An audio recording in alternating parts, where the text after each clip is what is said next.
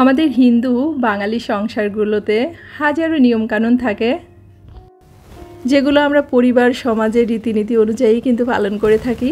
আমরা সেটা মন থেকে মানি বা না মানি, তবে নিজেদের পরিবার বা নিজেদের সংসারের উন্নতির কথা ভেবে সেই কথাটা বা সেই রীতিটা কিন্তু আমরা মেনে চলার চেষ্টা করি। নমস্কার, আমি লিপি সাহা। হ্যালো এভরিওয়ান, কী অবস্থা, কেমন আছেন সবাই? আশা করছি খুব ভালো আছেন সবাই। আমরাও ভালো আছি আপনাদের আশীর্বাদে, ঈশ্বরের কৃপায়। আর আপনারা যেখান থেকে আমার ভিডিওটা দেখছেন সবাইকে অনেক অনেক ওয়েলকাম আমার নতুন আরও একটা ভিডিওতে। তো আজকের ভিডিওটা খুবই ছোট্ট, কারণ ভীষণভাবেই ব্যস্ত, ছেলের এক্সামটা শুরু হচ্ছে। আমরা যারা মায়েরা আছি, আমরা সন্তানের থেকেও বা বাচ্চাদের থেকেও নিজেরা বেশি টেনশন করি যখন এক্সামটা আসে। এখন যেহেতু আমাবতী চলছে, তো আমাদের তো হিন্দুদের আমাবতীর মধ্যে বেশ কিছু নিয়মকানুন পালন করতে হয়। তো আমাবতীতে শুনেছি যে মিষ্টান্ন, কচু শাক এগুলো আর কি খেতে হয়। তো কচু শাক তো একদিন খাওয়া হয়েছে, তো মিষ্টান্নটা রান্না করতে আর কি চাইনি। তারপর কালকে শ্বশুরবাড়ি থেকে ফোন দিয়েছিল, বললো আমাবতীর মধ্যে একটু দুধ, মিষ্টান্ন এগুলো খেতে হয়। যে বলেছি যে কচু শাক রান্না করেছিলাম, তাই আর কিছু বলেনি। তো বললো যে ওদেরকে একটু রান্না করে দিও। তা যেহেতু তাদের পরিবারের দুজন সদস্য, তাদের বংশধর বা তাদের সন্তান আমার সাথে থাকে, তাই তাদের ভালো মন্দটা চিন্তা করে মানি বা না মানি সেই রীতি বা প্রথাটা মেনে চলার চেষ্টা করি।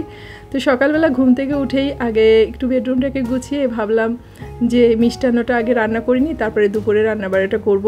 তো আগেই দুধটা ভিজিয়ে রেখেছিলাম, আর মিষ্টান্নটা করব এই যে খেজুরের গুড় দিয়ে। আর মিষ্টান্নটা কিন্তু খেজুরের গুড় দিয়ে খেতে বরাবরই কিন্তু ভালো লাগে। তো এদিকে আমি দুধ দিয়ে দিয়েছি, চালটাও দিয়ে দিচ্ছি, চালটা ফুটে গেছে। এখন গুড়টাকে দিয়ে দিচ্ছি। আর এই গুড় না, খেজুরের গুড় যদি ডিপে রেখে দেওয়া যায় তাহলে কিন্তু একটু গন্ধ হয় না, ভীষণ নতুন অবস্থায় যেরকমটা স্বাদ থাকে ঠিক সেরকমই লাগে কিন্তু খেতে, সারা বছর ভরেই খাওয়া যায়।